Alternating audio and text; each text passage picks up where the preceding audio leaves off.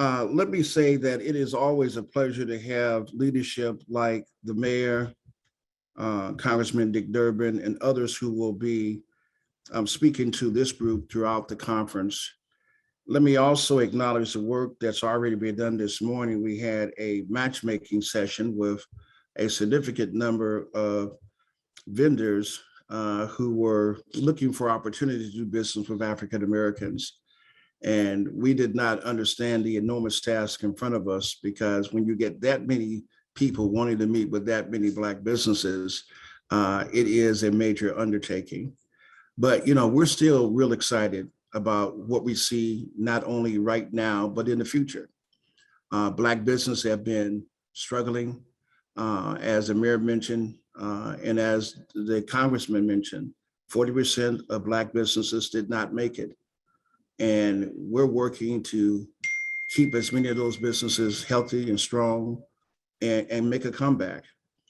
One of the things that's important from a conversational side and what we did in terms of this conference was to really think about what we thought Black businesses needed. One, we know they needed access to opportunities, and that's why we did the matchmaking. The other thing is that we understood is that access to capital was going to be a very critical issue, and that we needed to have a conversation at some level about capital access. So I'm excited about the panel that's going to be discussing capital access with the SBA and other leaders. And we have an exciting moderator of this panel. It's a good friend of ours and a good friend of the chamber. He's a past mayor of Waukegan. Sam Cunningham will be the moderator of the capital access panel that'll be coming up right after this. We also want to thank OpLoan for being a sponsor of this capital access panel, because one of the things that we often understand that the biggest issue that we have when we talk to Black businesses, it's always about access to capital. How do you access capital? And the real question is that we got to find as many ways and be as creative as we possibly can, but we can't put ourselves in a position where we don't have access to capital at whatever need we have. So it's important for us to understand, to look at the information, the data, and make wise decisions as to what we do and how we do it and how it impacts our community. So I'm going to kind of dispense with my comments, and I'm glad to turn it over right at the appropriate time. At about 12:30, we're supposed to have the kickoff. So at this point in time, I am going to yield to none other than my good friend and a gentleman who really needs no introduction, but has been a strong partner of the chamber, continues to work. He's working with us now, and he's going to help moderate the panel. I called him and said, hey, I need a good moderator. And he said, Larry, I don't know if I could do that, but I said, well, I got complete confidence, Mayor, that you can do that and do it better than most. So at this time, I want to introduce none other than Mayor Sam Cunningham, the former mayor of the city of Waukegan. Well, good afternoon, everyone. It is a pleasure to be with you today. I am very excited, Larry, that you gave me this opportunity to host the panel with such amazing panelists. And hopefully the information that we provide today gives insight of how we can become better in the world of business as it pertains to the African-American community. Before we start, I'd like to give a day one agenda. As you know, we started at from 9 a.m. to noon with the matchmaking session. I heard that went extremely well. From 12:15 to 12 p.m. to 12:15 to 12:30 p.m. It'll be a conference welcome, what we're doing now. Thank you, Mr. President. From 12:30 p.m. to 2:30 p.m., it will be going to access to capital, the changing world of banking. And from 2:40 p.m. to 4:30 p.m., it'll be about information, technology, and marketing. Now, to lead our panelists, we have none more than the incredible Ms. Terry Simmons. who is a national award-winning empowerment speaker, entrepreneur, author, civic leader, and connector who helps underserved persons build wealth and chart successful professional, personal, business path. She mentors over 30 women throughout the country and reaches men and women worldwide through her social media platform and her empowerment show, Terry Talks Tea. With over 30 years of building success in corporate and business environment, Terry is the owner of Strategic Exceptions Professional Consulting, Inc., a nationally certified women-owned business and minority business enterprise. Strategic Exceptional Professional Consulting, Inc. is an education and training firm that empowers others to realize their career dreams by providing leadership development, training, and business development coaching. The firm also provides training that helps businesses grow and become certified for contracting. Terry is also the founder of Lewis Simmons Foundation, a non-for-profit organization that seeks to bridge the health and wealth gap to underserved communities by providing resources and training for underserved populations and those incarcerated to help them get a new start in life.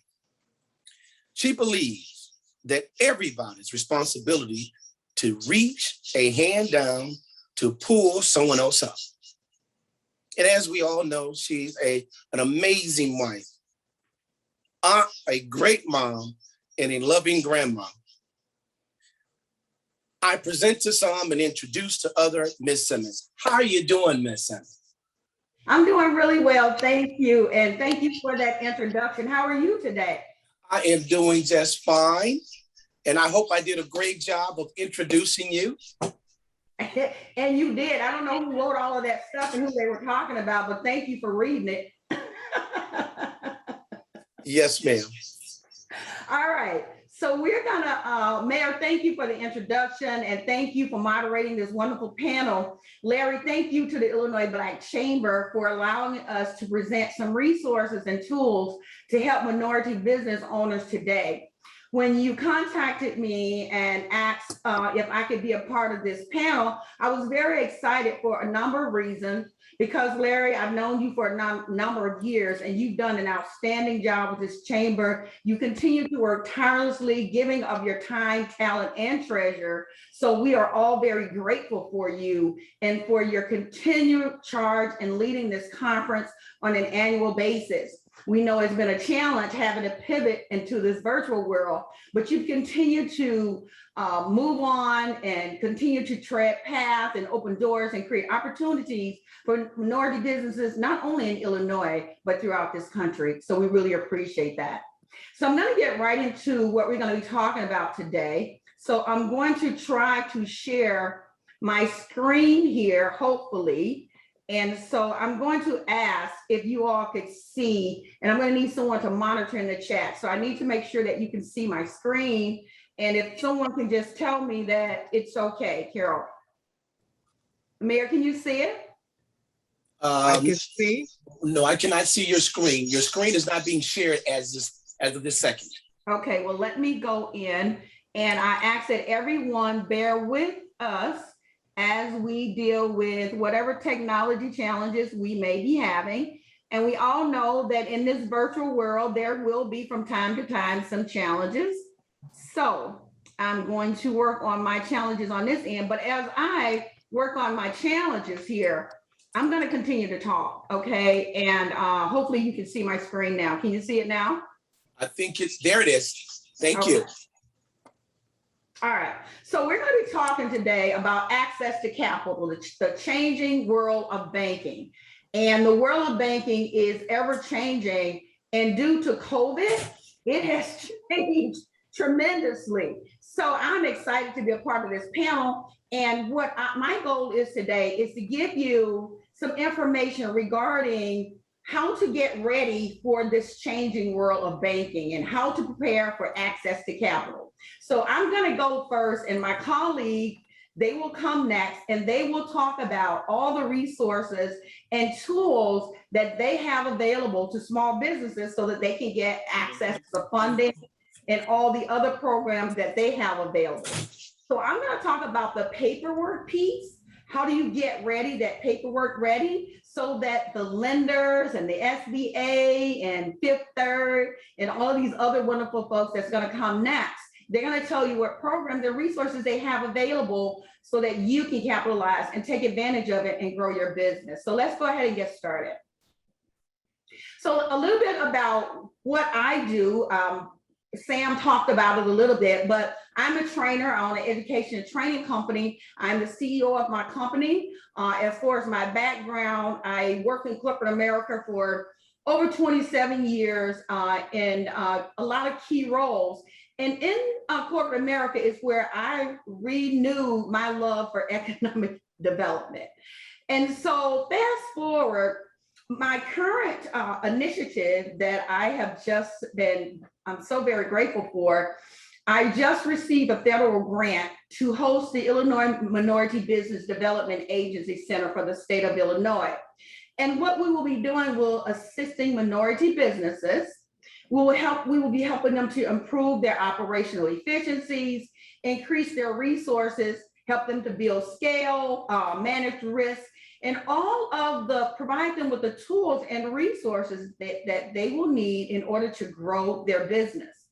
So the Illinois Minority Business Development Agency Business Center is a long word, and we'll be using acronyms, but we will manage the relationships and sources of deals by promoting the interests of minority business enterprises. We will educate those enterprises on the benefits of strategic growth alternatives, such as mergers and acquisitions, and we will provide service referrals to all of those MBEs of all sizes. Our focus will be for firms that have revenues of $500,000 or more.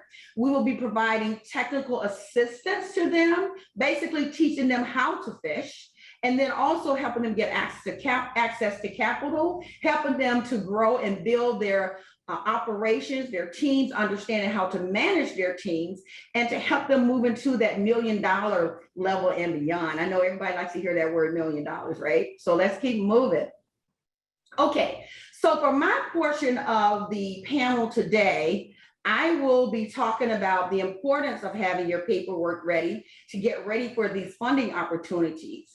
And then I'm going to talk a little bit about what paperwork is necessary, and then just talk about a little bit the difference between grants and loans. There is a difference, and in this current economic environment, there is a lot more opportunities for minorities to get funding.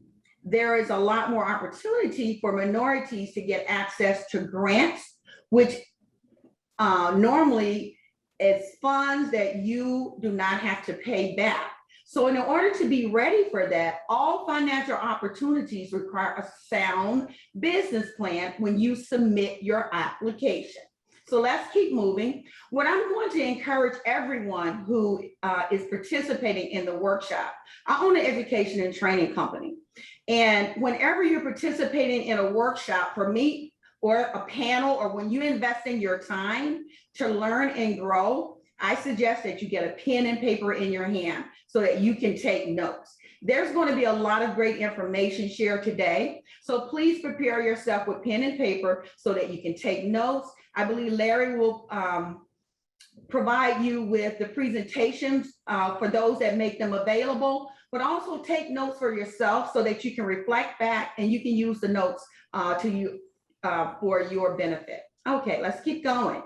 So I wanted to share this slide because I found it very interesting, and I thought that this slide was interesting because it shows, it's from 2018, and it's the American Community Survey. It comes from the American Community Survey, and it shows the self-employment rate for each demographic group by gender. And if you take a look, African Americans, whether male or female, the dark line represents male and the light line represents female. as you can see, we're at the bottom, no matter the ethnic group, right? No matter the ethnic group, the demographic group, African Americans are at the bottom of the barrel. So how do we close that gap? How do we take advantage of self-employment by becoming successful business owners? So the tools and resources that we're going to be providing you today will help you with that. So first, we're going to take a look at some of the necessary tools that you need in order to be able to be ready for funding opportunities. Over the last 6 years, I have been working with small businesses as the executive director of the Women's Business Center in Aurora. And what I found over those last 5 years, one of the reasons why minority business owners are unable to take advantage of financial opportunities because we do not have financial tracking in place. Financial statements are very important to a business owner when they're seeking funding, whether it's a loan or a grant. Balance sheets are one of the financial statements that are required. A balance sheet is required when you're seeking a loan, and a profit and loss statement is required when you're seeking a loan. A balance sheet is a summary of the financial balances of an individual or an organization, whether it's a sole proprietorship, a business partner, or a corporation. And a profit and loss statement is your income statement of your profit and losses. And it shows your revenues, the net income, or your net profit. So these are statements that you will need in order to apply for loans. Some of the registration that is required, some of the grants that's available from the state of Illinois and other grants require you to have a DUNS number. That's a Duns and Bradstreet number. The Duns and Bradstreet number, or the DUNS, is the Data Universal Numbering System. And it is the official tracking database of all government contractors. To register for a DUNS number, you can go to the website, the federal government's website that's listed here, and it is free to obtain a DUNS number. It normally takes about a day to obtain a DUNS number, but in our current world where there's a lot of financial opportunities available, there has been a lot more demand for a DUNS number. So if you're looking to secure, if you're seeking an opportunity that requires you to have a DUNS number, I would suggest that you set up your, that you register for your DUNS number as soon as possible. Okay, what other paperwork do you need?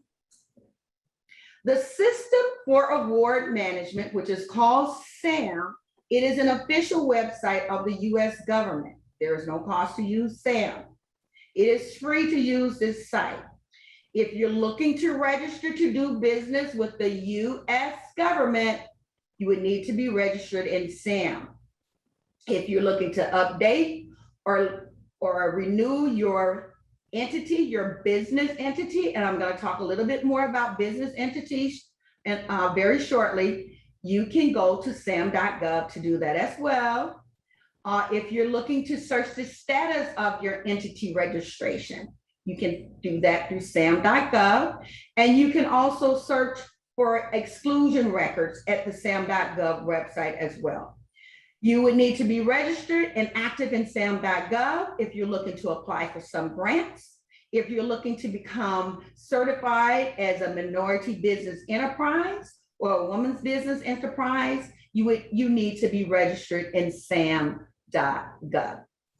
Okay, any questions? I don't know if there's anything in the chat, but we're going to keep moving. And I think the Mayor, and I still call him Mayor Cunningham, but Sam, I think he's still monitoring that for us. So if there's anything, I think he'll throw it out there. All right. Yes, I am. Okay. All right. So let's keep going. What paperwork do you need? What else do you need? A business bank account. A business bank account. Establishing a relationship with a personal banker is critical for small business owners. for a number of reasons. And I'm not going to get into banking for my portion of the panel. I have other experts, my colleagues will talk more about that, but a personal banking relationship is critical for any small business owner. Other paperwork you will need is W-2s.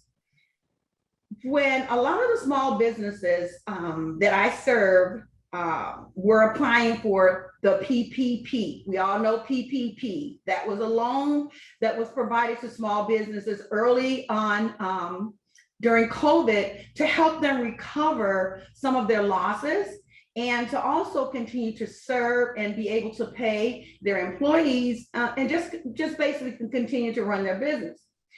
What I found was a lot of small business owners were not able to take advantage of that because they had no financial tracking of paying themselves or paying anyone else. So having a financial tracking record of how you're paying yourself is the W-2. And the W-2 is an Internal Revenue Service tax form that's used in the United States to report wages paid to employees and the taxes that are being withheld from them. So W-2 is one of the documents that is required for a lot of the funding that's available to small businesses. But first, let's start with first things first. A federal employer identification number, which is sometimes known as the FEIN or the EIN, is used by the federal government to identify a business entity. To establish your business as a business entity, you will need a FEIN number. To obtain a FEIN number, you can go to the IRS website that's listed here. A lot of the information that I'm going to be sharing, again, Larry will probably share the presentations. You can get this information from my website.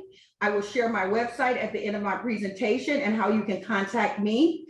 But a lot of the information for small businesses is either housed on the Illinois.gov website or on the IRS.gov website. And I'll share some other resources closer to the end of the presentation. And it's also free to obtain a FEIN number. So what is a grant? Let's talk about grants a little bit. I gotta tell you, in my experience as a business owner, working in economic development and working with business owners, I have never seen as many grant opportunities available for minority businesses as there are available today. And there's more and more that are continuing to become available. So in this changing world of banking, getting your paperwork and having your paperwork ready for a grant is critical. And some people refer to this as free money. Nothing is free because you gotta do some work in order to be prepared. And you have to maintain, you have to make sure that you're meeting all the grant requirements once you receive the funding. So nothing is free, you've gotta do some work, but is it an opportunity for you to get funding for your business to help your business grow and for you to be able to continue to serve and pay yourself and then hire other people. So what is a grant? Grants are non-repayable funds or products disbursed or given by one party, normally known as the grant maker. It could be the government, it could be a corporation, or it could be a foundation or a trust. And I'm going to talk a little bit more about those and give some examples. And a grant is given to a recipient often, but not always, a nonprofit entity, educational institution, or business or an individual. Some types of grants, I mentioned the PPP, there's the CARES Act funding, and then there's a lot more out. The state of Illinois has a lot. And I mentioned Illinois.gov. You guys, these are websites that are your friends. Illinois.gov, IRS.gov, these are spaces that are your friends. You can get a wealth of information there, tell you where the grants are. Just got to do the work. You just got to do the work and do the research for a lot of these. So some of the foundation grants are private sector, IRS designated tax exempt nonprofit grants. Some of the examples are Bill and Melinda Gates Foundation, the Abby Patient Assistant Foundation. So these are just some grants, but keep in mind, with a lot of these grants, your mission must be aligned in order to meet the grant requirements. There are grant writers out there that can help you with that. Corporate sponsorships, they are a form of advertising where companies pay to be associated with certain events, classified as private sector funders. Some of the examples, JP Morgan, Exxon, you have some other major like Nicor, Ameren, ComEd, Exelon, those are other corporate sponsors. Some of the local community foundations, such as the Fox Valley Community Foundation. And I know these because my business, Strategic Exceptions, our headquarters is in Aurora at the Thrive Center. And it was good to see my mayor, Mayor Irving, on earlier. So thank you, Mayor Irving, for all of the great work that you do. And thank you for the Thrive Center. And some of the other community foundation is the Dunham Fund. And these are just a couple that I have listed here is DuPage County Grant Fund. So what is a loan? A loan is when you receive money from a friend or bank or some type of financial institution in exchange for future repayment of the principal plus interest. A grant, normally you don't have to pay that back, but a loan you do. The principal is the amount you borrowed and the interest is the amount that you are charged for receiving the loan. And remember back when I first started the presentation, I talked about you have to have, when you're going after this money, you have to have a good plan in place when you're asking for money. Loans typically are secured or unsecured. And the difference between personal loans and small business loans, personal loans are guaranteed using your personal credit history. And bank loans are normally guaranteed to be more business related, and you can establish business credit in order to use that credit in order to get loans. Now, when you normally and I'll let the banker talk more about this. I'm not the expert, but I do know quite a bit about banking. If you're unable to secure a loan through your business, most times, if you're new and in that space of securing a loan, you can use your personal history, credit history to secure a loan. So I'm going to talk a little bit about some of if you're unable to get a loan from a traditional banker because maybe you have not established credit through your business or your personal credit, or you may not have the credit worthiness to go through a traditional lender. So there's other opportunities available for businesses. Lenders such as the WBDC, which is the Women's Business Development Center. And there are other SBA lenders that will provide businesses with microloans. These loans are normally up to $50,000. The interest rates a lot of times are a little bit higher, but in today's world of banking, we're talking about the changing world of banking. Interest rates are very low. They're lower than I think than they've ever been in history. I don't know this to be a fact. I'll let the bankers tell you more about that, but they are extremely low. So it's a good time to take advantage of the low interest rate if you need capital to grow your business. And then loans are normally paid back in monthly installments. So as I get ready to wrap up, I'm going to share some of the resources available to businesses that can help you get access to capital. SBA.gov, Illinois.gov, My Business, strategicexceptions.com, the Illinois Minority Business Center, WBDC.org, which is the Women's Business Center, and then there's also SCORE. And a lot of these organizations, the Illinois Minority Business Center, WBDC.org, SCORE, and the SBA, a lot of the services that they provide are free. They are free. So free is good for small businesses. These are a couple of programs that I offer through my business, Strategic Exception. We offer a business growth certification program for minority business owners. And this is how you can reach us. All of my contact information is here. The website is strategicexceptions.com. Here is my phone number and my email. And I want to thank you all for allowing me to be a part of this panel today. And we have some wonderful panelists coming up. And I think Mayor Sam will introduce all of them. So I'm going to turn it back over to Mr. Cunningham. So thank you all. one of the things that Terry, you really brought up was a good point, was making sure you have your paperwork. Wow. And it sounds so simple, and it sounds like that's something that everybody should know. But a lot of times before you turn it in, have someone take a look at it. The next, financial statements. A lot of not only your national, but state, but county and local municipalities, they look for those things. The other new thing was DUN and the DUNS number.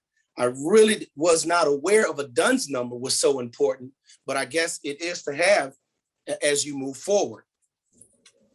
And I think the other thing, Terry, that I think you mentioned earlier was making sure that we have that you have available resources, people to help you out as you move forward. You know, there's nothing wrong with having somebody look at your paperwork. Mm-hmm. You know, I had a boss one time tell me, print it out first, then turn it in. Yes. The naked eye sees things that you cannot see on your computer screen. Yes. So that was something that I thought was very, very helpful and instrumental to all those who are trying to not only get business with your national, state, county, and local municipalities, but even financial institutions. Mm-hmm. They really need those I's to be dotted and T's to be crossed.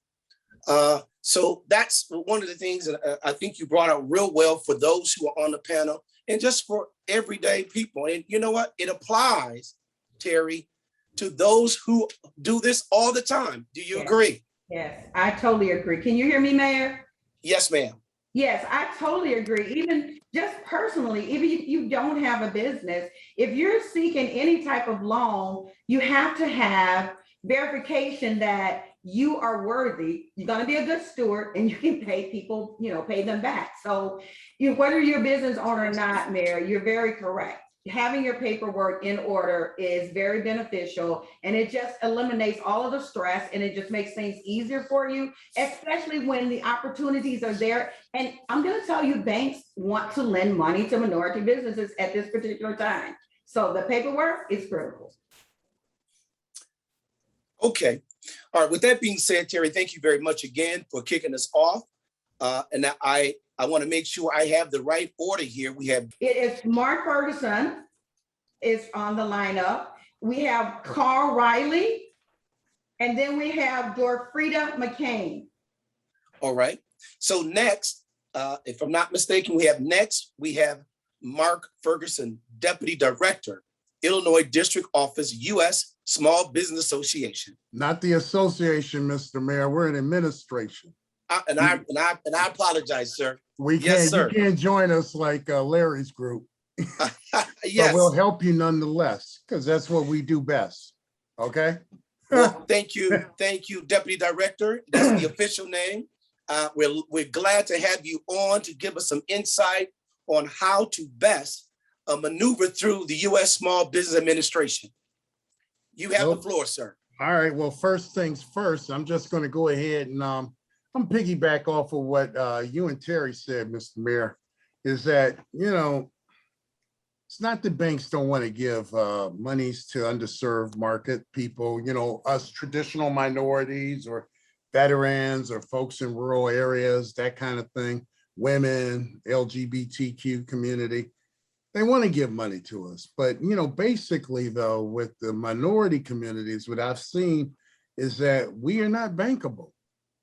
We are checkbook accountants. You know what I mean by checkbook accountants? We look at our checkbook, if we have a checkbook or checking account, and we will determine right then and there whether or not we're going to be eating, going to a restaurant like Fogo de Chao, all you can eat beef and all the different meats and assortments and things like that, or will we just be trying to get enough money together to supersize at McDonald's?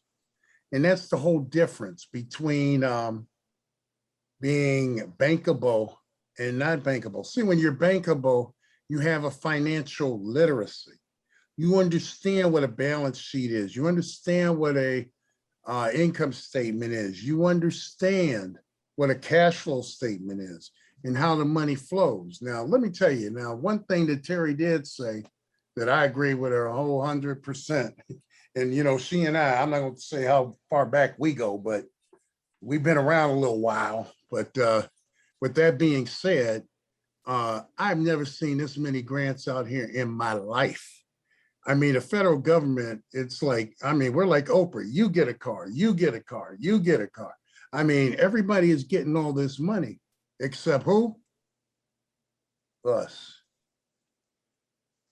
Did everybody hear what I said? Except Yes. whom? You. If you didn't get it, get close. You are not getting any money.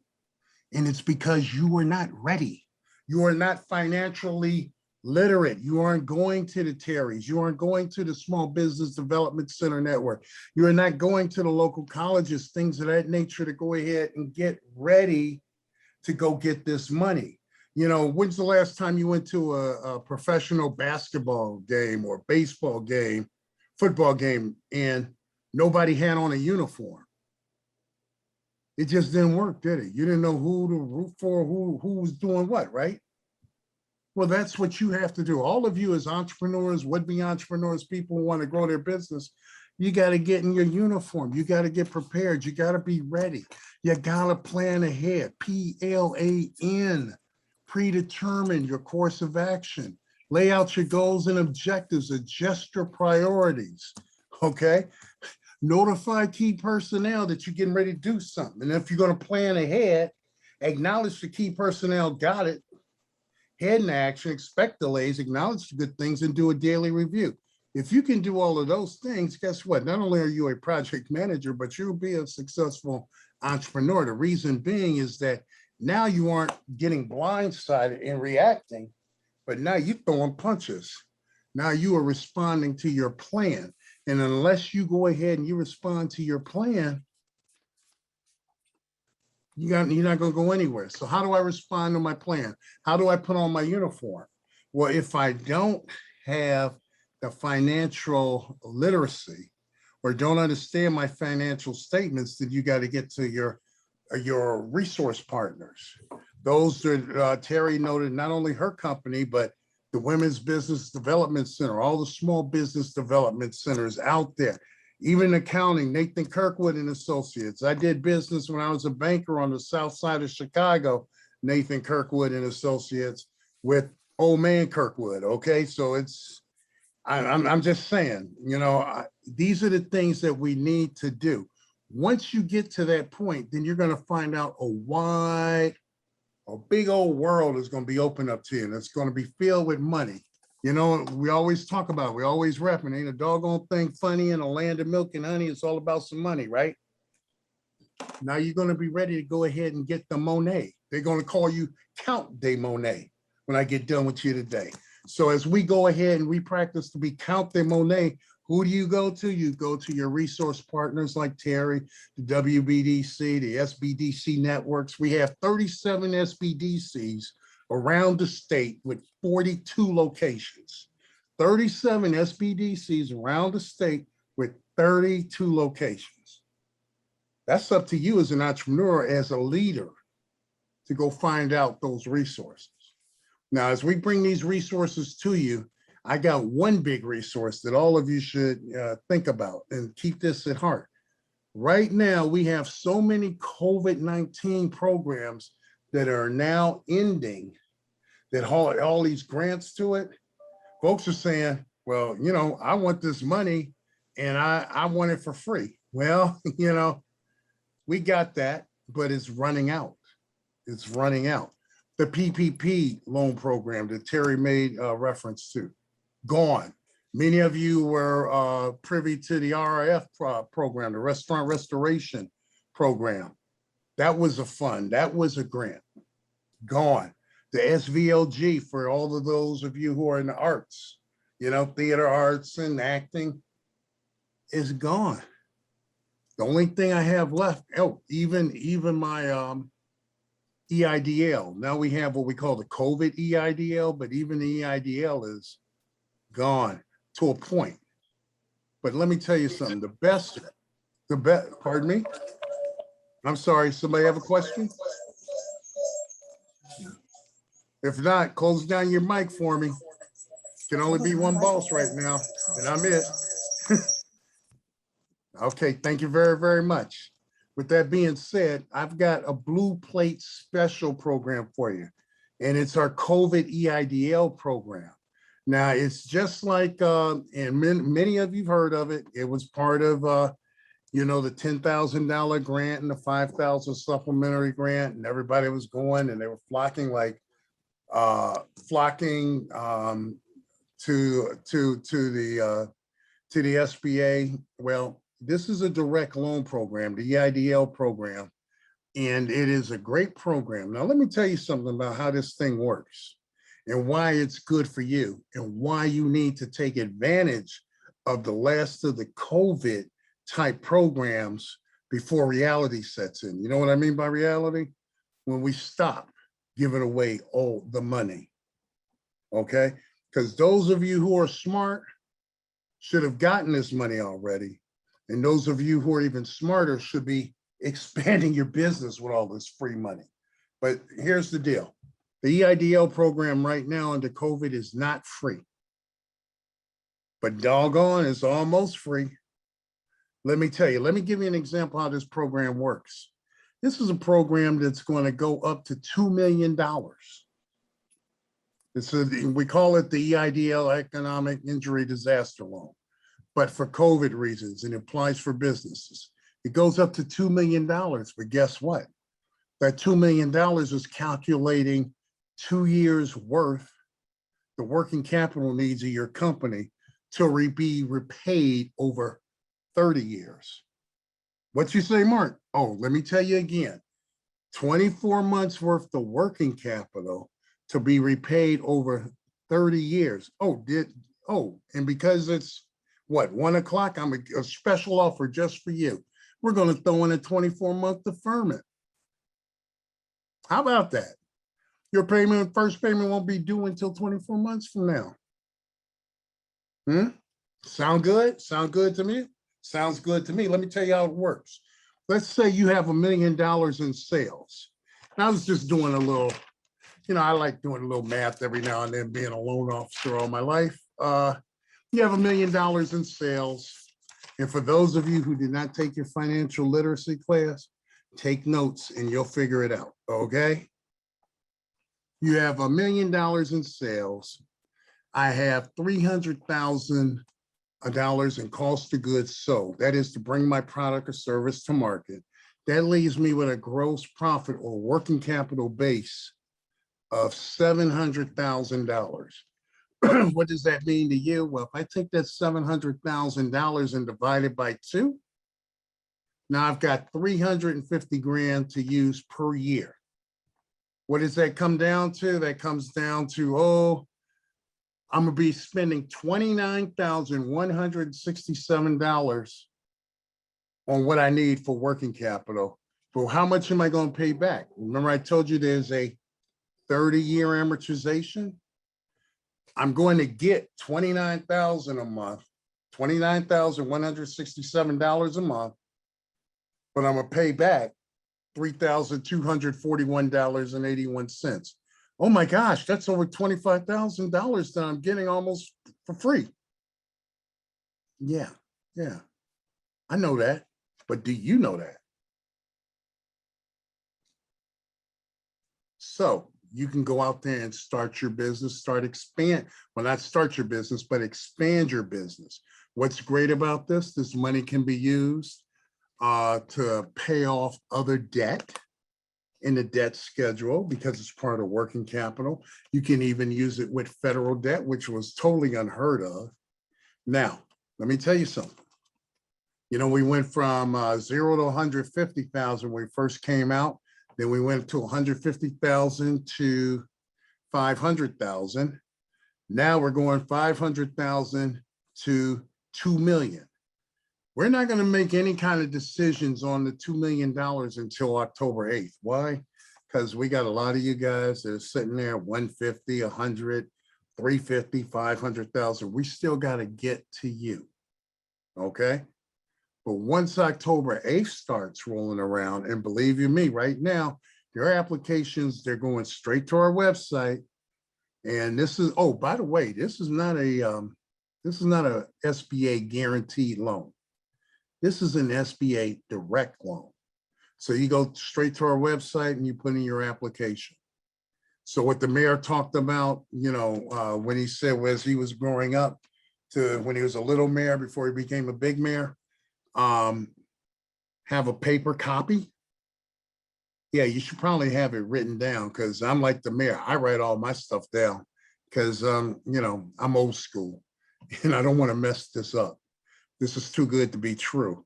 But at any rate, with that being said, you're going to use this money for working capital purposes.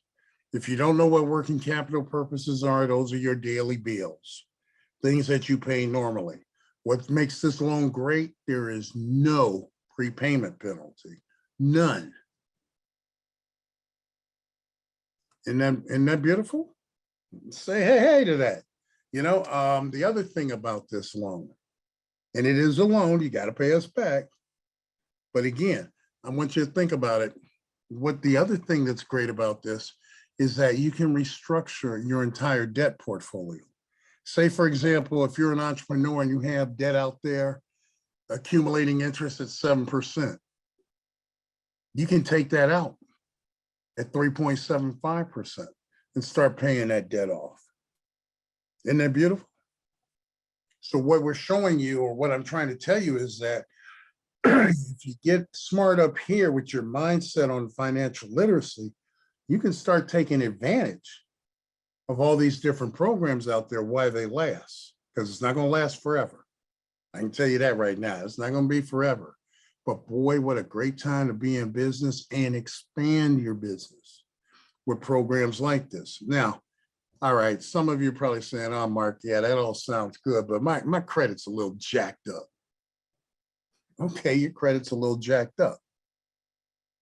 But if you have a 570 FICO, you got a 570 credit score, we'll take a look at that and we'll take that up to $500,000. And we'll make sure that you're cash flowing.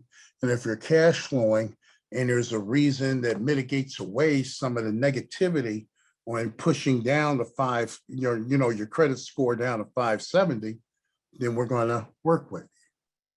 Now, when you get to a point where you're looking at 200,000 and above, well, guess what? $25,000 or less, we don't take any personal guarantees. We aren't asking for collateral or anything like that.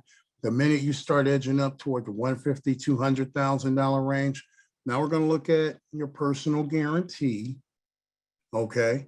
And we're going to be looking for collateral, okay? Because we can give it away, but we can only give it away so much. We still have to be good stewards of the taxpayers' money, okay? And that's what a 570 credit score. Now, the minute you get over $500,000, you get toward that $2 million range we were talking about. Now we're talking. Now you're looking at about a 625. 625? Well, most banks will say, I got to have a 725, 750. Some of them even say 925, and that's not even on the charts. I feel like Crazy Eddie out of New York. Like I said, you get a car, you get a car, you get a car. This is one of the best deals in town that you can possibly have. So that is our COVID program. Now, what's great about that, we also have protected classes. I will make a PowerPoint available to you folks that you can take a look at and just, digest it. Always go to www.sba.gov and go look up COVID EIDL, and it'll lay everything out that we possibly can talk about. I just gave you the highlights, and that is by far yes, sir, sba.gov. Thank you, sir. The other thing I want to mention is that, the EIDL program right now, that EIDL COVID is probably my blue plate special, but don't turn your backs on the other programs. The other programs are just doing very, very well. We still got that 504 loan program out there. So if you need to refinance your 504, we still have monies available. We're retranching new monies to go ahead and make 504 program available. As you know, the 504 program is that program where we will go ahead and look at a project where a bank will take out 50% of the project. You will come up, or SBA will come up with 40% of the project in a debenture, and then you only come up with 10%. You know, you can use that to buy a building. You can use that to really do some economic development in your different communities. And to me, that's a real plus. We've got lines of credit under the cap line. Yes, sir. That's exactly it. Thank you, sir. With regard to our lines of credit, we had a cap line program. The cap line program is an excellent program if you know how to use it and if you find the right banks to work with you. Can I say something about buying a building again? Yes, okay. Here, let me just back this up just for a second. Under the 504 loan program, okay? If you're going to need a factory or you got to buy a building for your company or what have you, and you are growing your business, 50% of the project goes toward the bank. SBL underwrite the other 40% through a CDC or a corporate development company like a Summer Core or a Small Business Growth or whatever. You'll see them on our webpage, and you only come in with 10% down. Now, I'm going to tell you this. You aren't going to get a commercial piece of property with 10% down. That's not going to happen. Even Carl's going to tell you that. He's smiling now. He's like, Mark, why are you telling the truth on? Why are you telling on me? Well, I'm going to tell on you right now because he knows that he's going to give you a 5-year term on a 15-year amortization where he's going to come around every 5 years and readjust your mortgage. Why? Because he doesn't want to be subjected to all that risk. And it's only for 15 years. Under the 504 program, I'm going to go out as far as 25 years with a fixed rate. So who has the better deal? I do. But that doesn't whack Carl out the equation because he can participate. He can take a piece of that 50% and still get paid handsomely. He just can't get all jiggy with it, okay? Or he can't take it all to the bank, you know? So that's the beauty of that program, all right?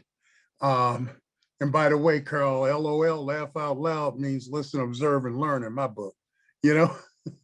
So I hope everybody's doing that. But let me just say this to you too. When I was talking about the Capline program, for those of you who want to go ahead and develop other communities,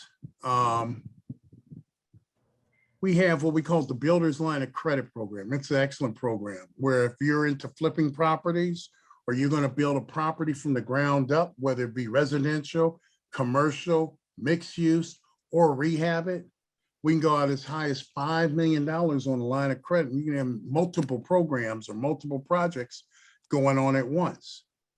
That's under the Capline program. We got a traditional accounts receivable Capline program.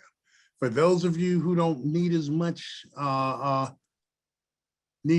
money, but are looking for maybe, you know, I need to do a neighborhood bakery, or maybe I got a beauty salon or something. You have micro lenders. You're going to see a micro lender. I think Justin Peterson is around somewhere down that way. I know they're one of our top micro lenders.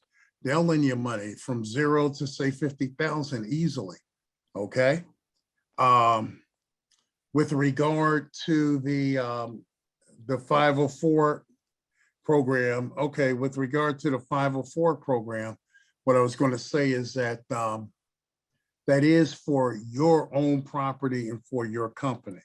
Under the Builder's Capline program, that's for you to go ahead and build new properties or develop properties and get rid of them within 18 months. Let's see, what else do we have that is of noted interest outside of my blue plate special? You have our regular 7A loan guarantee program. Many of you say, yeah, I don't want an SBA loan. I was like, why not? Why wouldn't you want an SBA loan? We're there to help you. We'll give the bank an 85 to 75% guarantee on those monies, okay? on those monies to go ahead and what's the word I'm looking for? To go ahead and get the banks to want to do business with you because you are new to the business. You don't have enough monies or cash flow to repay it the way the bank wants it done. We are there to mitigate away those risks. So, folks, I'm gonna have to wrap up a little bit, but here. Yeah. Now is the time. I hear you, Mayor. I'm Yes. I'll take care of it right now, sir. I got you. But let me just say this. If you guys do not go see Carl, if you guys do not come see the SBA, if you folks do not go to the resource partners out there like Miss Simmons, the WBDCs, the SBDCs, SCORE, you're missing out. Now is the time to take and hold. Now's the time to take and hold, but that is your decision. John Wooden said to all those UCLA basketball championship teams back in the 70s and 80s, he said, there's a choice that you make in everything you do. With that being said, in the end, every choice you make makes you. Make the right decisions and you guys will be prosperous. If you need me, you call me. I think they downloaded my contact info in the chat, and I'm more than happy to talk with each and every one of you. But come to the bucket ready to score, because I'm always ready to score. But that being said, Mr. Mayor, how'd I do? Okay? You did fantastic. You know, Mark, I was reading your bio, and without going through all the things you've been able to accomplish throughout your career, I want to go through the summary. And it says, Mark enjoys serving others by teaching and demonstrating the fundamentals of leadership and entrepreneurship. Mark takes great pleasure helping others reach their highest potential to transform their dreams into reality. Start and growing your very own small business. Mark, you had just demonstrated that. And the first thing I caught from you, the numbers must be right. Oh yeah. I bring this to you because a lot of times sometimes we cook well. You can open a business. You sell well. You can go become a financial. The fact of the matter is your paperwork must be complete. That's the right. numbers must make sense. And then understand what program that you need to be under. You know, everybody can't be under the $100 million program. Some need to be under the $2 million program, the $100,000 program that leads you up there. And I think what this, the Illinois Black Chamber of Commerce does for our minority community, particularly the African-American community, one, be your own boss. But if you're gonna be your own boss, understand what being the boss is all about. And these are resources that everybody, let me step back, that we didn't get 30 and 40 years ago, that we have them today because of you sitting in the seat that you are. So I appreciate you and thank you for giving us the information. It sounds like this COVID-19 blueprint has a lot of opportunities out there. And that's what it is, has a lot of opportunities out there that would not have been there if there wasn't probably for the situation, and it's there for all Americans, but it's specifically there and marked for what? African-American business who've been trying, and here's an opportunity, Mark. So thank you very much for just down. And you know what I like about you? You're direct, man. Hey, it is what it is. Now it's to manage to what it is. Well, you know, I hate to say it, Mr. Mayor, but I got more yesterdays than tomorrows. And I don't want to waste my time living someone else's life. There's a point in time where everybody has to have a little bit of accountability on their own. And then too, with whomever God or whatever you represent, you know, whatever you do, go ahead and strive to be the very best. And that's what I just try to empower people to do all the time. Be your very, very best. And, you know, I tell them all the time, Mr. Mayor, I like it at the top because it's too crowded at the bottom. I understand. I understand. Hey, Mark, before you go, there was a question that came up with the second thing you talked about, the 24-month working capital. What is the name of that program again? That was a question that came up. That is the COVID-19 EIDL program. And what I was trying to point out to everybody is that it's very easy to calculate the program, but when you do the numbers, okay? When you look at, I was just kind of fudging around with my numbers here. And I was Yes. looking and I was saying to myself that, the minute that, hang on a second, people are, okay, I'm sorry, people are trying to call me all at once. When you look at, somebody's going to give you $700,000 over 24 months, that comes out to about 29,000 per month that you can spend money on. But when you have a 30-year amortization, you're only paying back 3,300 on the 29,000 that you borrowed. And because it's working capital, hopefully assets beget assets. So with that money, you make more money, and then all of a sudden, all of us become Count de Monet. Yes. Well, thank you again, Mark. I know your schedule is busy. We hear the phone. The phone is jumping for you.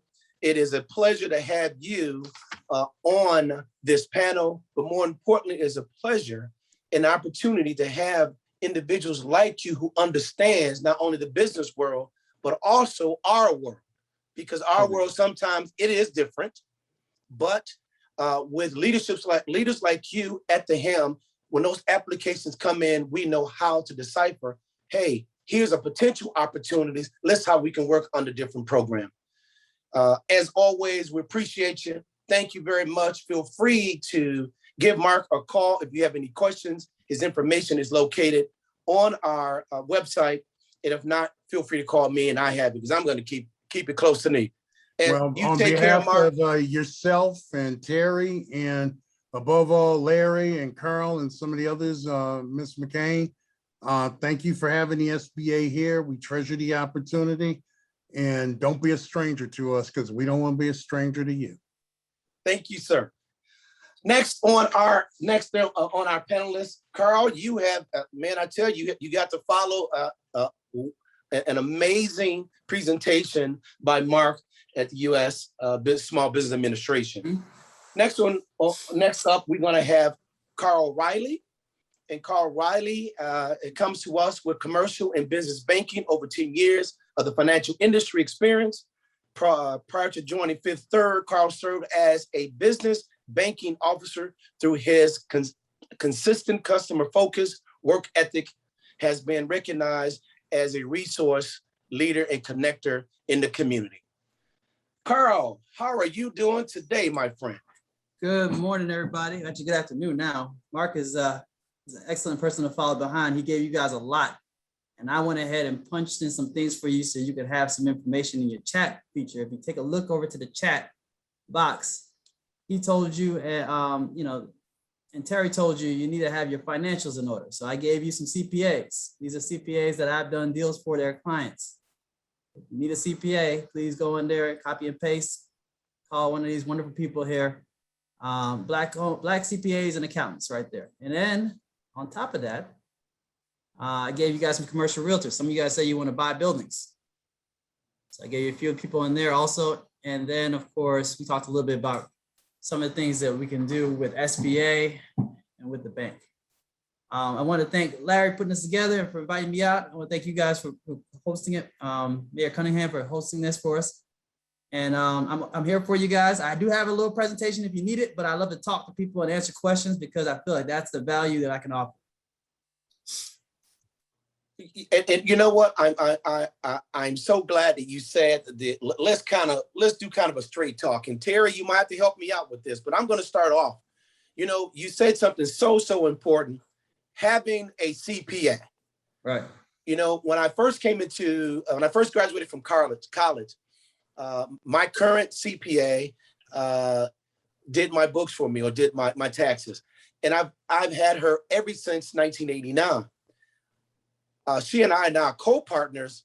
My insurance agency is within her office. And I tell you, I hear horror stories that goes on with people. I want a loan, but the bank won't give me no money. Why? Because I need a certified CPA. Please yes. Expand on the importance of having a certified public accountant. Sure. So I'm going to do this. I'm going to take you guys through a little presentation, right? And I'm going to tell you some stories on it. And it's like you said, the people, they want the funds, they want access to the funds, they deserve access to the funds.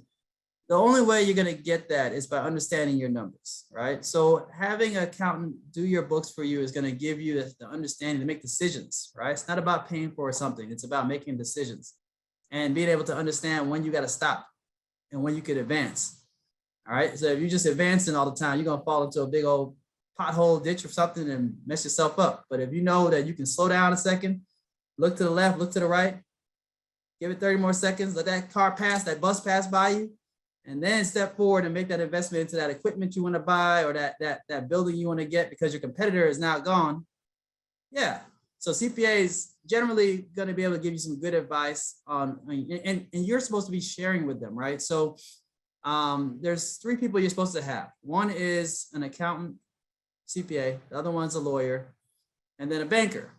And the 4th person nobody ever talks about, but they need to talk about a little bit more, is the business insurance person. Those are your four legs to your stool. And if you've got those 4 people, we're all kind of balancing each other, right? The banker wants your money in the account. They want you to make loans. The attorney's trying to figure out where your risks are, trying to keep you in your documents properly set up, and avoid all that risk from that. And also if you got to sue somebody, then they're ready to go to war. You got your accountant who's telling you, hey, I need to get these financials in at a certain time, and I'm going to save you a bunch of money on taxes, or I'm going to make sure you pay the right amount of taxes so you can get your building next year, show a profit. And then of course, the insurance person, again, like I said, if you don't have a good insurance person, all this is for naught. So you saw what happened with those riots and looting, and you saw what happened with the natural disasters. You better have some good insurance in place. So, All right, now Carl, I did something. I doubled down on you. I have my personal CPA and business partner, Miss Sheila January. Just say hello, Sheila. Hello. Hello, Sheila. Excellent, excellent. We were just talking about the importance of having a CPA. And Carl, you said something very profound. Tell them the truth. Mm-hmm. That's right. Tell them the truth. If you got a plan, you got to tell your CPA what you want to do next year. You want to buy a building? Okay, let's figure out when the profit's going to be. Make sure you got something to show the banker. Right? That's right. If you want to save money on taxes, you can save money on taxes by showing all your expenses, and then you're going to have what left over? Nothing. That's what you be taxed on. So you got to know what it is. And I think the more importantly, as the banks underwrite, who are they going to call first? Mm-hmm. The CPA. Yeah. Terry, you might want to chime in to validate your numbers. Yes. Yes, Carl, you are so on point. And this is one of the biggest challenges in our community. Financial. We are so afraid. We love to spend it, but we don't want to talk about it. We don't want to track it, but it's a critical part of your business operations. Operations is that thing that you do, how you run your business. The money piece is critical. So Carl, also talk to them about how important the relationship is. You guys see Carl, he don't have 2 heads. He don't look like a monster. A lot of people think bankers are these huge monsters that's out to just suck you out of your money. Like Mark was saying, they're here to give you money. So know that bankers are these friendly people who want to loan to you. Sure. They hired me for that purpose. It's actually how I pay my bills. I lend money. So, what you need to do to build a relationship, think about what your goals are, right? If you haven't done that in a while, write down what you want to accomplish on paper and recognize that different banks do different things. Okay. That's the frustrating part that we have in our community. We don't know which bank is doing what. And so I'll tell you right now, some of the things that kind of cut the fog for you, get you kind of focused. I'll give you some names of banks. These are not banks Fifth Third. We can't do everything, but I can do certain things really well, right? So I am a small business bank, right? That means if you are a mom and pop shop and you're under sales of $10 million, you're looking to buy your real estate, you need equipment, you want to hire employees, basically an operating business type of bank. That's Fifth Third, right? PNC is a good competitor of mine. Wintrust is a good competitor of mine. Byline is decent. We are in the middle of the market. We want to work with small business owners. Now, if you want to do some investments, You want to buy your 10-unit building, you want to buy a strip mall, you are an investor and you're flipping properties and all this stuff. Generally, banks are afraid of you if you say you're doing flipping of properties, okay? Because one, you will buy something and we don't have any collateral position on it. So you love to get our line of credit and then we don't have anything to take from you if you go sideways. But US Bank will do investment real estate with 20% down. So will PNC, right? Byline here will do some investment real estate too. So, you know, they won't be as keen to do that small business loan, right? Where you're dealing with like the line of credit or the equipment. They have an interesting credit policy and sometimes it's like a little bit difficult. But the key to all this is to have a bank account with the bank and not to have any overdrafts. And I can't say this, but I'm gonna say it. If you have more than 3 or 4 overdrafts in a year, you're not very responsible and you're not taking care of your business. So automatically the underwriter is gonna say, hey, this is a internal credit risk. You know, how they're managing this account is gonna reflect on how they manage their payment to us every month, right? So paying us back our loan. Banks are in the business of not losing money. Okay, so as you guys see banks, you have to think to yourself, how do I present myself appropriately so I can get something from, you know, what I need to get from the bank? And when the banker tells you no, you don't want to get mad about it. You want to understand why they're saying no, because they're giving you insight, right? They're giving you some good insight. I don't mind getting a no. Even myself personally, when I get a no from a banker, I'm like, okay, why can't you do it? And they tell me. And then I say, okay, that's not me, that's you. Let me go find who can do it. And then I go to the other place and they get it done. But you got to know who you're dealing with. You know your spouse, know your bank, all right? If you go to a bank and all you do is go to the teller window, make your deposit and leave, or even worse, the ATM, you don't have a bank. I don't care how much money you got in the account. We all learned this lesson in April 2020 when PPP hit and you had a big bank and you couldn't get anybody on the phone. I remember I used to walk around in the community and drop off business cards and they'd tell me about how they had a banker. And I would say, yep, you got 2 now. And when yours retires, you're going to call me. And they looked at me crazy. Well, I got so many phone calls through that pandemic. People that were like, hey, you doing something? You can help me? Yeah, let's talk about it real quick. But importantly, they got to go open a bank account. You got a bank account with me and it's over 6 months old. That pandemic taught me so much about banking and about relationships. We weren't doing anything for anybody that we just met in the last 90 days. You understand? You can get your PPP loan, you get your checking account, but you want to do a what? A home equity line of credit, a credit card? The fraudsters were loose, and you know the fraudsters are still out there, creating their own little businesses. They got clean documents. You got real documents. The documents are getting beat up. They got clean documents that they've created. And you know, we've got internal fraud checking it out to make sure, you know, and all the FBI involved and stuff like that if it's fraud. But I tell you, the big thing, if you can have a relationship with a CPA, with an attorney, with an insurance person, with a banker, and if you have a challenge with any one of those partners, you can always upgrade them.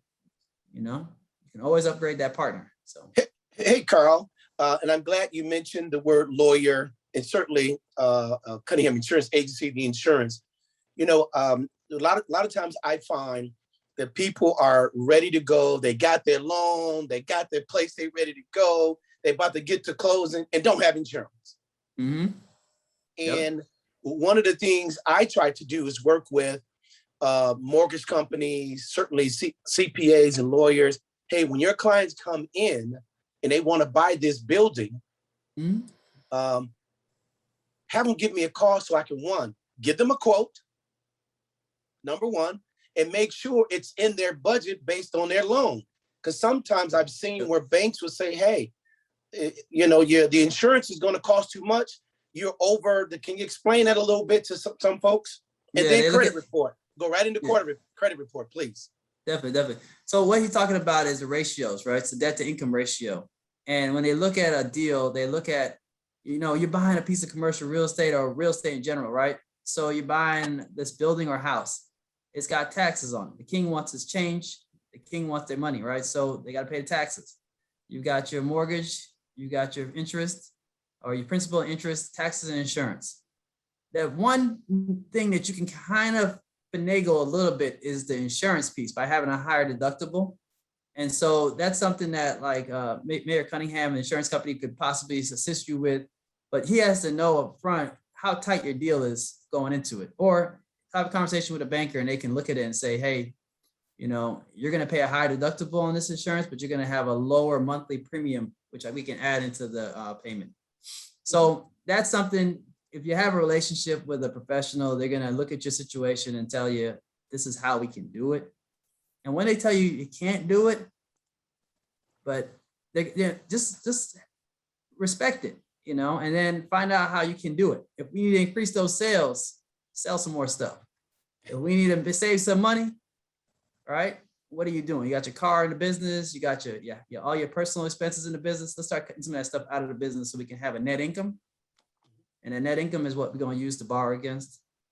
You know, it's something, borrowing is a privilege you earn from being responsible. All right. Don't take it. Don't borrow any money from me or anybody unless you're going to make some money off of it. You follow me? So SBA EIDL, if you get $1 SBA EIDL, I want to hear how you're going to turn it to $2.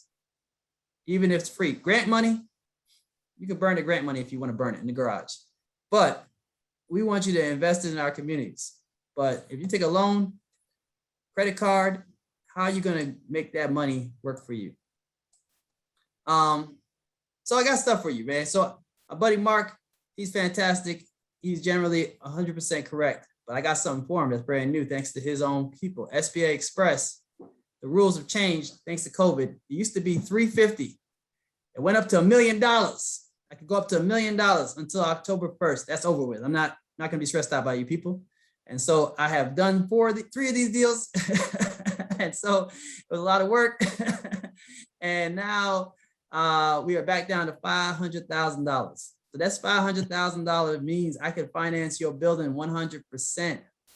I bought my house with 3.5% down. I could buy your building with 0% down if I use SBA Express. Okay. Now what that means though, is that you have to owner occupy this space 51%. Anything SBA has to be owner occupied. If you come in here and you bring me a property that's a 2-unit, I'm gonna count the hallways and everything like that, your business downstairs, and I'm gonna count everything you got just to get you that 51%, and we can do the deal. If you bring me a 3-unit, I can't do it. All right, I'm sorry, I cannot do it. Unless you put your office on the 2nd floor, then it's 66%, then we can talk about doing something. Got to have 2 years of operating business tax returns, all right? And everybody got hurt last year in 2020. So my bank has said to me, Carl, show me some year-to-date financials showing that this company is doing well, and we'll take a look at the deal. If you apply for anything with SBA, you need to have a good relationship with your accountant or CPA, because through the process, we need to have fresh financials at all times. That means that you give me something from July and we get into October, it's stale. So just keep your stuff up. If you're gonna go into SBA, it's a dance. And it's not supposed to be easy. It's supposed to be helpful with you getting all this collateral enhancement. So, you know, it's a good program, very good program they have over there. Conventional side of the coin, Fifth Third Bank loves owner occupied commercial real estate. So generally 20% down is what we would do. We do lines of credit. The ones that I like to use SBA because I don't have to come back to look at your financials every year with the SBA. But when I do a conventional traditional line, then it's like every year I got to ask you for your tax returns. And this is where my brothers and sisters in the community get in trouble. First year you come to me and you show me that you are king of the world, queen of the world. I put your line of credit in there and you get the line of credit for $100,000 because it's score based. You got a 700 credit score. The next year you want to save money on taxes, so you show a big old loss. Okay. Well, now the underwriter's looking at your tax returns and they're saying, oh my God, we are overextended on the line of credit. And this business cannot support debt because it has no income. So recognizing that, please make sure that you guys, you know, if you have to report to a bank every year your financials, that you continue to be successful, continue to grow your retained earnings. In your tax return, page 4 of that, you'll see an item that says retained earnings. Years ago, a manager told me that when you look at somebody's tax returns, you look at everything, you see it all. And so I can see how much cash you have. I could ask you for that $50,000 bank account right there on the spot because I can see it on page 4. And I can say, hey, what's up with this real estate? You got debt. And you say, no, I don't. And I say, yeah, you do. It's right there on your back tax return. Interest expense somewhere. You're paying some interest. I need that consolidation. So when you showing me stuff, tax returns and financials, you showing me everything. And that's why some people didn't want to show their tax returns the last 4 years. All right. Go ahead. I'm here. Let me ask a question, if you don't mind. Let me first off say to the panel, you guys have shared some very helpful information from everybody. And one of the things, I'm going off the beaten path, but one of the things we have been trying to address as an organization, and we wrote a white paper to President Biden on some of the issues. And one of the issues was bad credit. 3 out of every 5 African Americans got something wrong with their credit. Is there a plan, and I know I'm pivoting a little bit, what would you recommend that we do from an African American perspective to really begin to address the financial literacy issue, and how do we do credit restoration and bring us back to a place where we can become bankable? And why would it be? Because I had made the proposal that the Federal Reserves and some of the banks ought to, join together, and we ought to create credit enhancement companies throughout the United States and the African American community, and target a strategy by which take best practices, help finance those companies to a degree, not completely finance them, and then help to move people from bad credit to what we consider to be a credit that is credit worthy, and teach them how to maintain that credit. All right, I got you. This is my job. Loans for startups. I gave you guys something at 105 on the chat. It says loans for startups and credit challenges. Greenwood Archer or Chicago Neighborhood Initiative. Hunter Beck is the contact. Also, you have Allies for Community Business, Amanda Askew. Both of those people can do loans with bad credit. What you want is that loan you get from them to report on your personal and your business. That way I can show a year from now or 2, I can come back to you and say, hey, I want to do a loan with you now because you have decent credit. You got to pay that on time.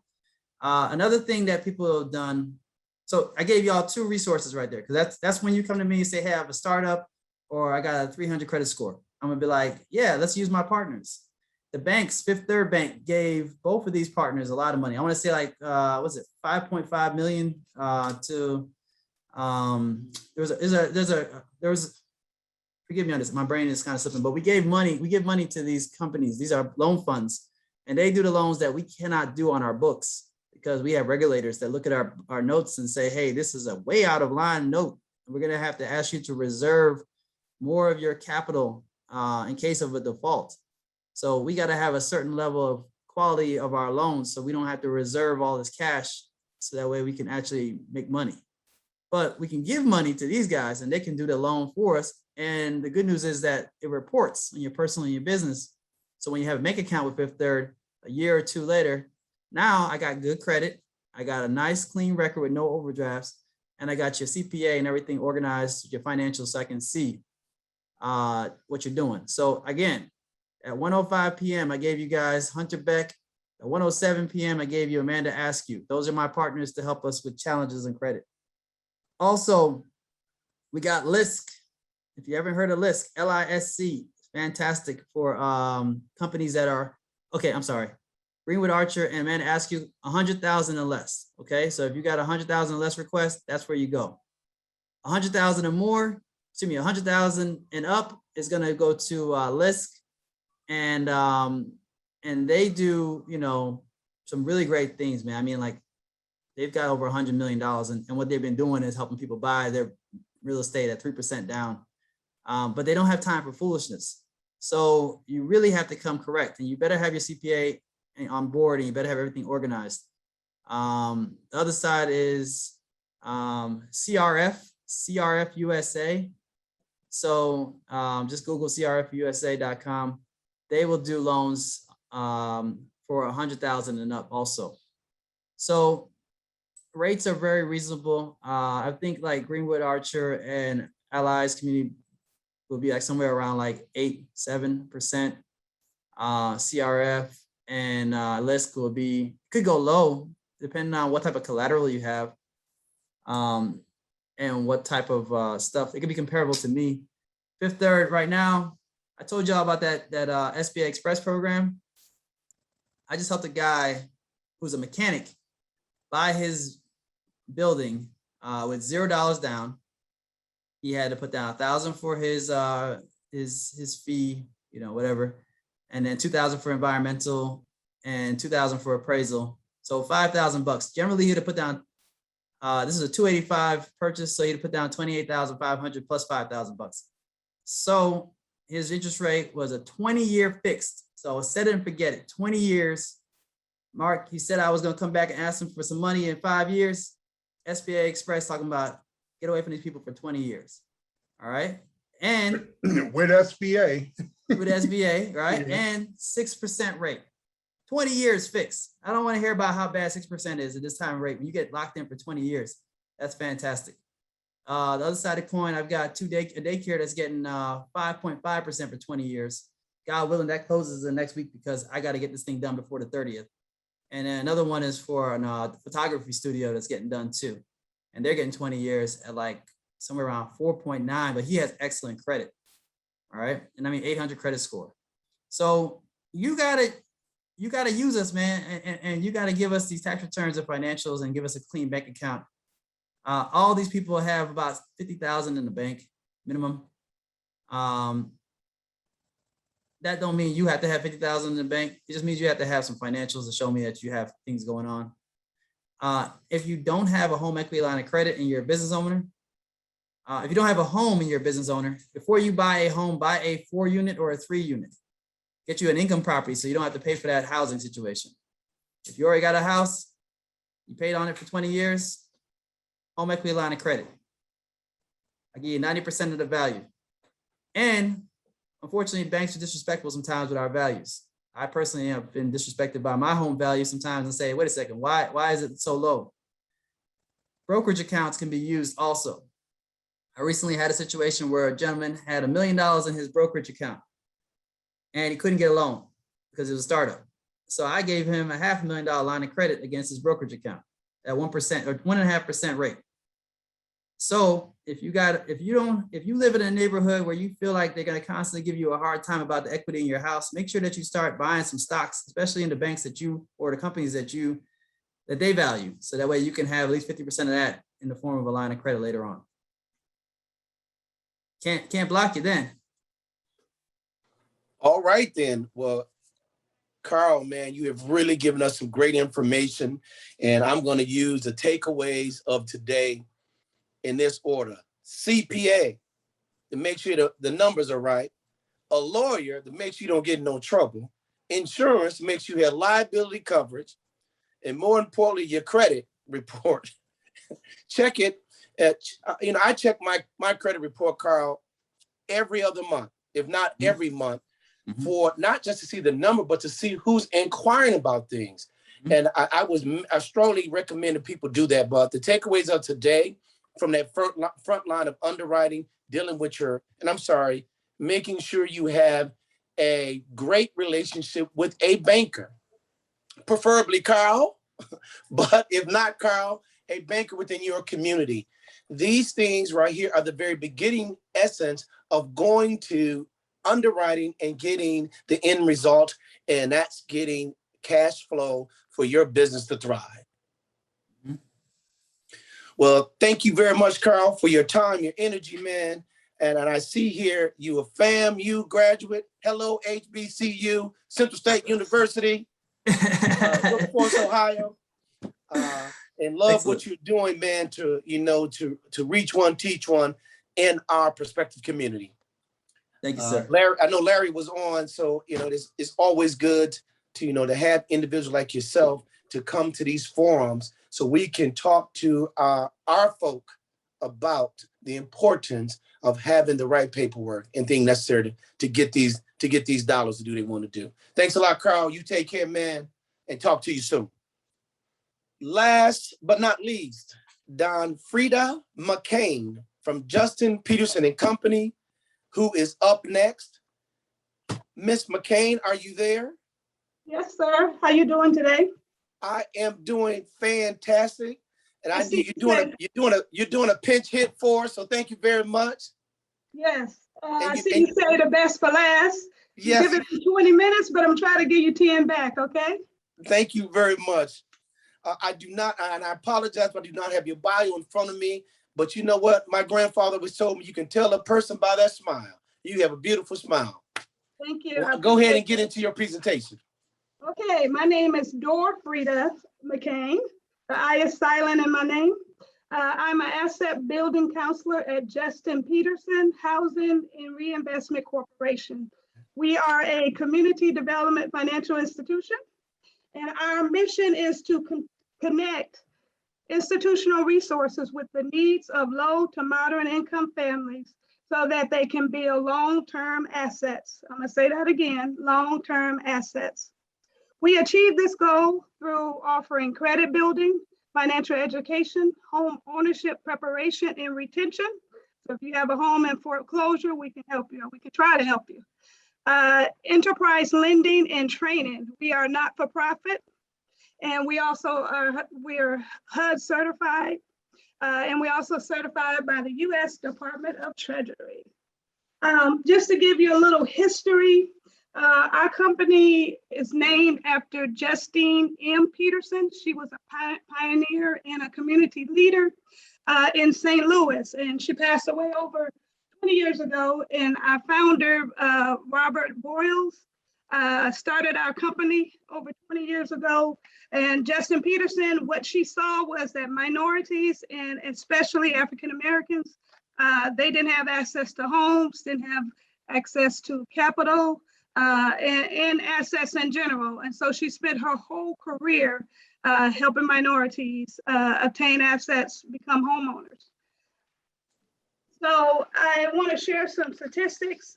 Since the 20 years that we've been here, our home office is in St. Louis, Missouri. I am stationed in Peoria, Illinois, and I serve Central Illinois. We also do Southern Illinois. If you're in the Chicago area, we don't do Chicago because they have their own financial, CDFI, which is Ally. Carl mentioned it earlier, Ally.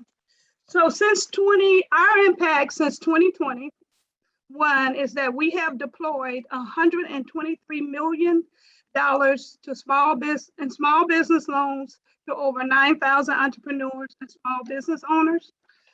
We have helped over 6,000 families become homeowners, leveraging a total of $535 million in safe, affordable mortgages. And then we delivered credit building strategies and financial products to over 35,000 families. And that's who we are. We've been very successful because we believe in helping others. We believe in helping business owners. If we have a client that's a business owner who does not own his or her own home, we say, hey, come to our housing program and be a homeowner, because we understand the importance of assets. Okay, so as I said earlier, I am a asset building counselor.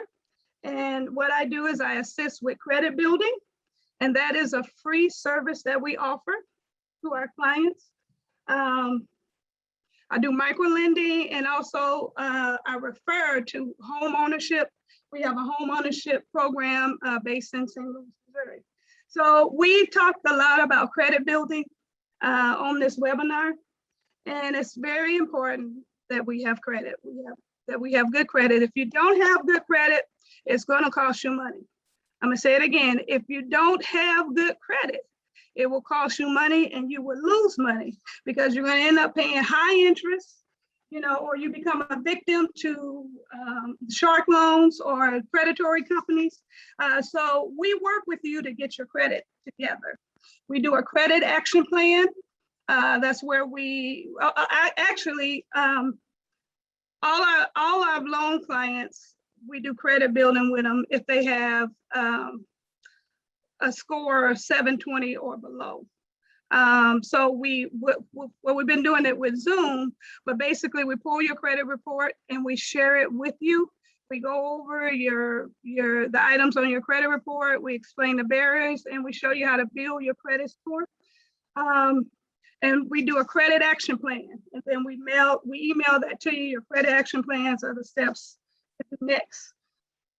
Again, credit billing is a service that we offer. So you can go online, fill out the application, just hit credit billing. But if you need a loan, hit loan. Or if you want home ownership, click that button. So with microlending, I am a small business lender. So I do 50,000 or less. So if you need what I would call big money or more money than that, then we also offer loans. I have colleagues and coworkers who do the larger loans. So if you need that, just fill it out. Hello. The other thing we do that I consider to be an asset is that we have you fill out a budget. Your budget really tells you where you are financially. And so that's one of the things that we require. It's just real simple online budget. And then you subtract your expenses from the amount of money you work. I think this is great because as a business owner, if you don't plug the holes now, when you start making a lot of money, you're still gonna have those holes. So plug the holes now, get your finances in order. So let's see here. Some of the products that we offer, if you have problems with your credit, we offer something called a Save to Build, which is a savings account, but it is reported as a loan to all three of the credit agencies, and it's only $29 a month. And so each month you pay the $29 or we withdraw it out of your account, it reports as being paid to the credit bureaus, and that will increase your credit score. At the end of 12 months, we will return the money back to you because it's a savings account / reported as a loan account. Ms. McCain, I'm sorry, but there was a question that came in. Can you repeat the name of the company, your company again, in a contact number? Justine Peterson, and that's Peterson with an E, Housing and Reinvestment Corporation. Our website is just justinepeterson.org. And then what we're going to do also, there's another question about sharing the information that you have. We'll be able to get that to everybody, and you'll download that to us. We'll get it out to all our recipients, but this is great information. Now go ahead. I'm sorry, there was someone that asked twice about that. They wanted to know who it was, but thank you. Okay, no problem. Thank you. I want to say that I enjoy working at Justin Peterson because in my heart, I love to help people. And I love to encourage others. And so that's one of the reasons why I work for Justin Peterson, because we believe in helping people. With that being said, before I started working at Justin Peterson, which was last year, I was a client. 2017, I had a small consulting business part-time because I work full-time, so I had my business part-time. And Will Cowles of the Black Chamber of Commerce in Champaign told me about Justin Peterson. And at the time, I had an old computer, just a small startup, company, business running out of my home. And I was able to obtain a $3,000 loan, even though I had overdrawn non-sufficient fund on my bank accounts, because we have you submit 3 months of bank statements. So I actually had NSF fee on my account, but still got approved for the loan. So don't let your history cause you not to apply for a loan. Don't let your history not take advantages of the opportunities that's out there, because help is out there. As they said earlier on this webinar, help is out there. There's money out there. We want to help you. So don't be afraid to reach out to us and get yourself together, because it's the thing with business owners, a lot of them struggle. A lot of them have things going on. So it's okay if your credit's not together. We have these services to get it started. So one of the things we want to do is build relationships with our clients. So if you are, oh, I'm sorry, I was still explaining at who I was as a client. And so I received this $3,000 loan. I was able to get a computer. I was able to get a printer and, you know, scale my business up. As Carl said earlier, don't just borrow the money and then have debt. Borrow the money and turn it into more money. Yeah. So if you borrow a $1,500 loan from us, get a computer, get a printer, you know, use that to make $10,000. So that's how you get ahead. So we also do secure credit cards. Then we do a step-up loan. So if you have a loan with us and you need to, you need more money, we can do a step-up loan after 6 months of making payments.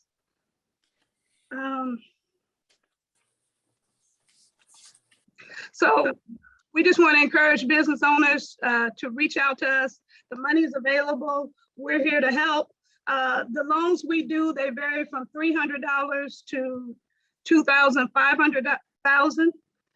So we want to help you. And if you have some things on collections on your credit report, we can assist you with a loan to take care of that, or counseling to negotiate or settle your debt. So we're here to help. I wanted to say a few other things. Our housing program, that's what we do is prepare you for the bank. And we take you, as Carl said earlier, different banks do different things. So we find 3 banks, figure out what their products are, and you get to choose the best product of the 3. We also do a home ownership counseling service. And so the goal is to make you bankable. That's our goal, make you bankable, give you some money to help you succeed, and also become a homeowner. I just want to say a couple things. Doing the webinar when it first started, I just jotted down some notes, and I swear Carl was looking at my notes. I mean, I know you're probably in Chicago and I'm in down Illinois, but you were looking at my notes because when I consulted and helped people with their business, one of the things I found is that most business owners, they don't have insurance. Please get insurance. If you don't have business insurance, look for it, research it, and get some business insurance. Also, if you don't have life insurance, which most African-Americans, some African-Americans don't have life insurance, get life insurance, because that's money that you can leave as a legacy to your generations after you. And it's tax-free. Yeah. And so the crazy thing about that money is that you just sign for your policy, get it, pay your payment like it's a cell phone bill. Suddenly, and these other communities have used life insurance to set themselves up, right? I mean, I want you to understand that the race, you ain't running the same race. You guys are run this race the right way. Make sure everybody in your family got life insurance on them, old to the young. Something happens, it's gonna be a windfall. Take that windfall, buy you some property, buy you some stock. Keep your job, no vacations. Keep working until you get enough money to buy your vacation. Keep paying your insurance policy, no taxes on this stuff. So if you want taxes, go another way, but get some life insurance. And you can borrow against it. She's gonna tell you, you can borrow against it to go do a business loan or whatever you want to do. I'm sorry, go ahead. No problem, you're fine. I'm just gonna wrap this up real quick. Some business owners don't, he said, yes, all right, I'll wrap it up. If you don't know your numbers, you don't have accounting system, that's going to be very important. Like I said, if you don't plug the holes now, when you get a windfall of money, that windfall of money is going to go through the holes, because you got to plug the holes now. You got to know your numbers.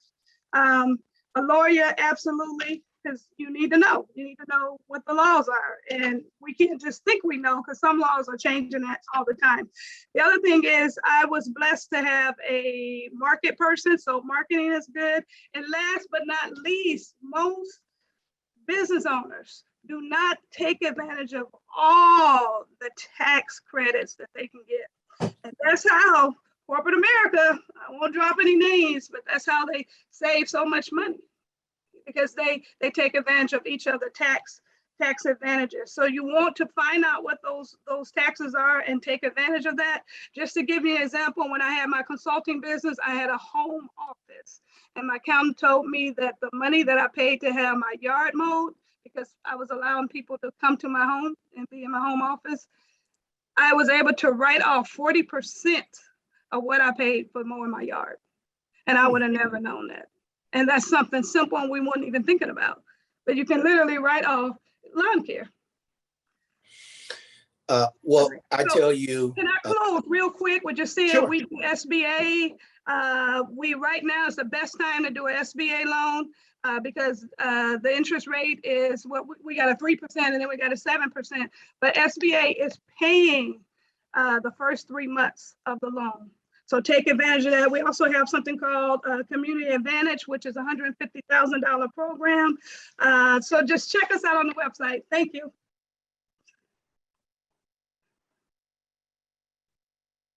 All righty. It looks like we're close to our closing time.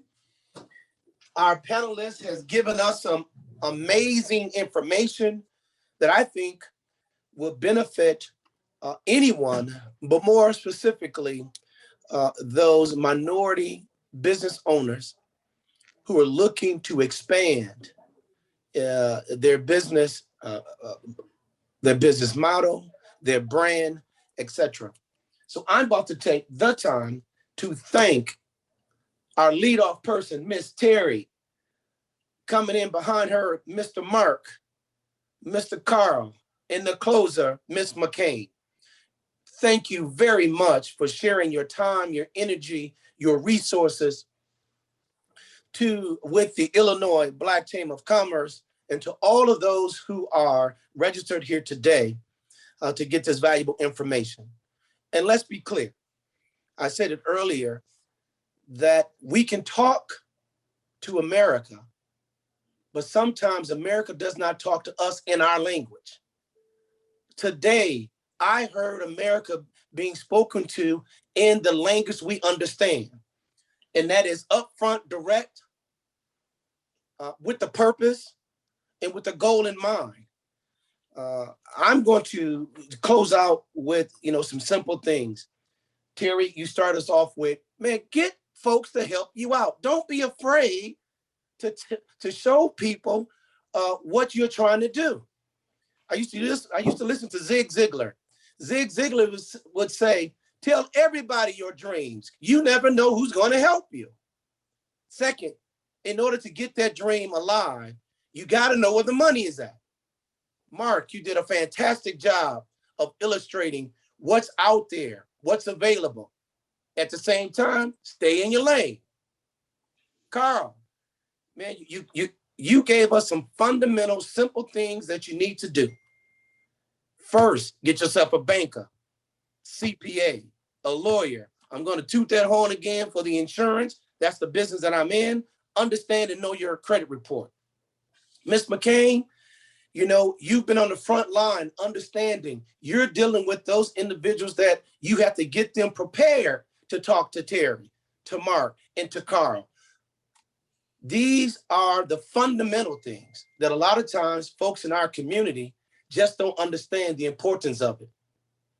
But today, you've heard it right from the horse's mouth, individuals who've been on the front lines before. And let's be clear, who's come from those front lines?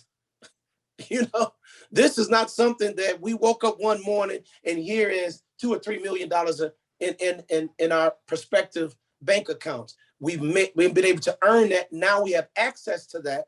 Now it's time to pass those things on to folks. And Mark, I think you said it best. If you are serious about growing and developing your business, you would take advantage of all of these opportunities. And I say this as we close. These things were not available to us 30 years ago, 20 years ago, heck, sometimes even 5 years ago, depending on what neighborhood you're in. You said that, Terry. But they are now. And if you want to be, and Mark, you use this analogy of sports. I like to give the interviews. You never get interviewed if you're the losers. You'll always get interviewed if you won. I love to be interviewed. And here Here is the basic step was being interviewed.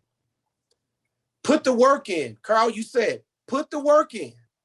When you put the work in, it pays off. Now, don't be looking forward to pay off tomorrow now, everybody.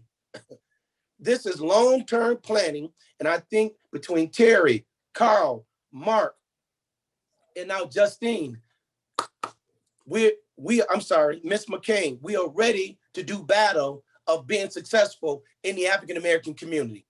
Again, Hey, thanks to, go ahead, sir.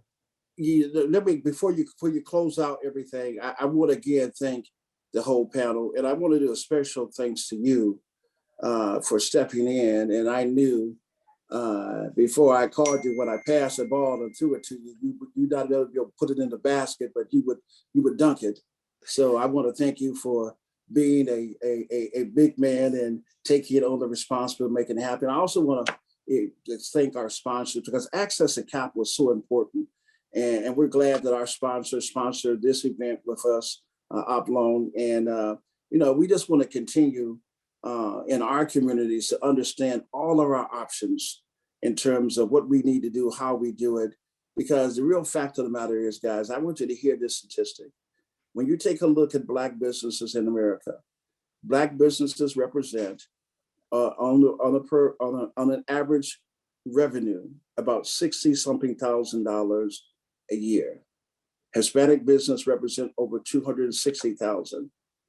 We are so far behind, and we've given so much to this country, but we have to study to show ourselves approved, or work with that leaders not be ashamed, rightly dividing the word of truth. We have to go out and learn and understand the financial markets, make it work for us, and make it happen. So again, let me say on behalf of the Illinois State Black Chamber and its board, and also from a national Black Chamber as chairman of the board, we appreciate everyone coming in to listen. And we want you to get prepared, because right after this, we're going to have our conversation with two very powerful companies, Groupon and also with Google. And they're going to be sharing some information that's really designed to help you in your business. And there's a couple of exciting things that Groupon will be sharing with you that will have some economic benefit for those who are on that particular call. So again, my hat's off to you, Mayor, and to everybody from the SBA, Mr. Ferguson, great job, and to the whole team. Thanks a lot, Terry, Carl, and Frida. And Mayor, I don't know if you have any last comments. Larry, thank you very much for asking me. It's been a pleasure, but I wanted to send a SOS out to Terry, who texted me, who called me and got me ready and told me to be ready and on point. Thank you, Terry, so much for that follow-up phone call last night. Everybody, please continue to take care of yourselves. Have a great day. I know all of you can't stay home, but please stay safe. If you're not vaccinated, get vaccinated. God bless. Illinois Black Chamber out.